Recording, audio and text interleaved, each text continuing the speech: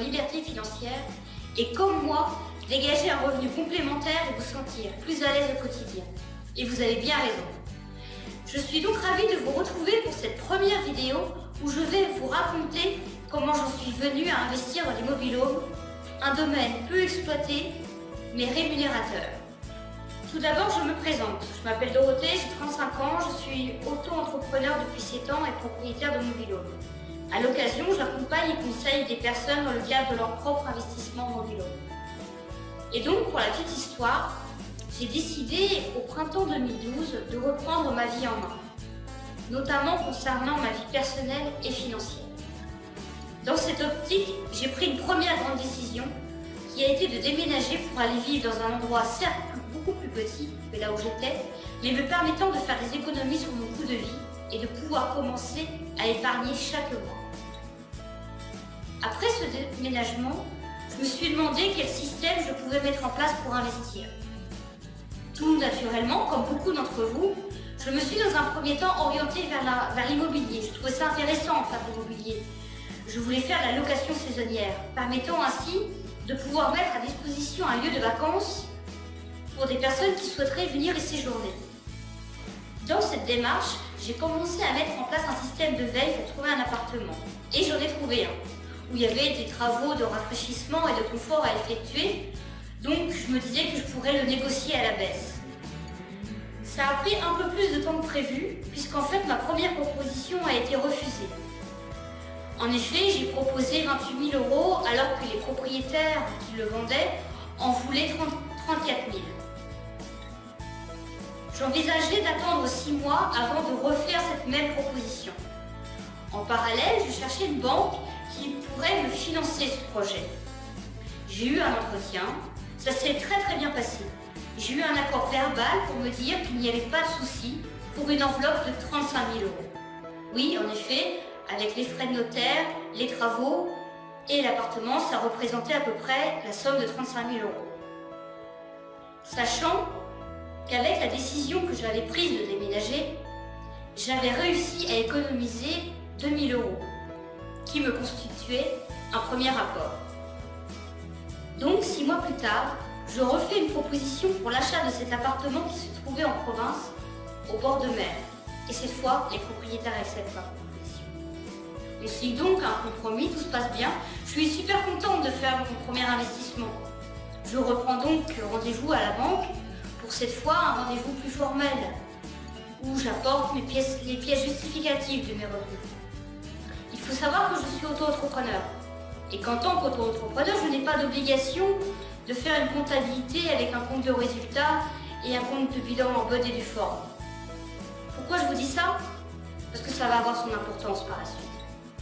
Je ne suis pas salarié, je ne suis pas en CDI, je ne suis pas propriétaire de ma résidence principale.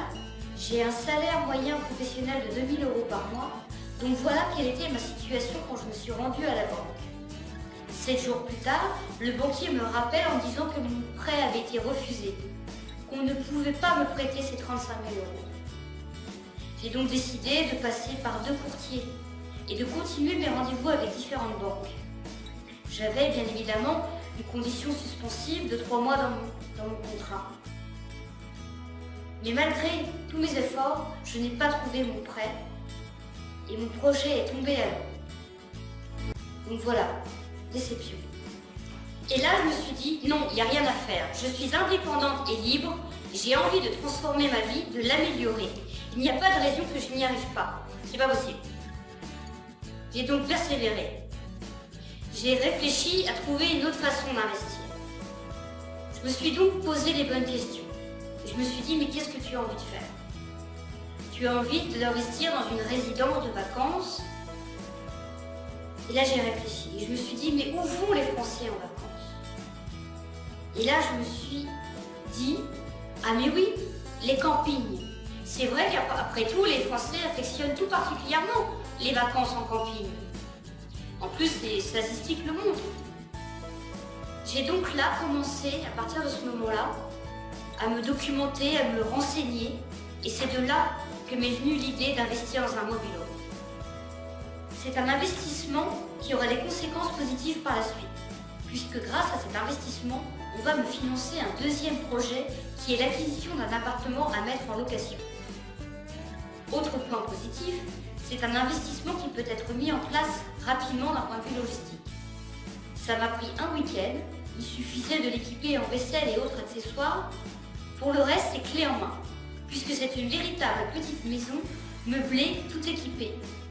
Contrairement à un appartement où il faut parfois faire des travaux, faire un rafraîchissement, ne serait-ce que refaire les peintures. Là, pas du tout. Un bon ménage, il suffisait de mettre les équipements pour le quotidien, la vaisselle, et c'était prêt. Aujourd'hui, avec l'expérience que j'ai acquise, je sais que c'est un investissement intéressant à tout point de vue. Facile à mettre en place et rentable, à condition de ne pas se faire piéger, parce qu'il y a beaucoup de paramètres à prendre en compte pour réussir son investissement dans le mobilier. Si vous aussi, peut-être, vous avez envie d'investir dans ce type de bien, merci de partager en dessous de cette vidéo vos commentaires. J'y répondrai volontiers à toutes les questions que vous pourriez vous poser. Dans ma deuxième vidéo, je vous donnerai 3 conseils, 3 clés qui vont vous permettre de commencer à envisager d'investir dans ce type de bien, et notamment je vous raconterai comment cette fois j'ai réussi à obtenir mon financement pour ce projet. Je vous remercie et je vous dis donc à très vite pour ma deuxième vidéo.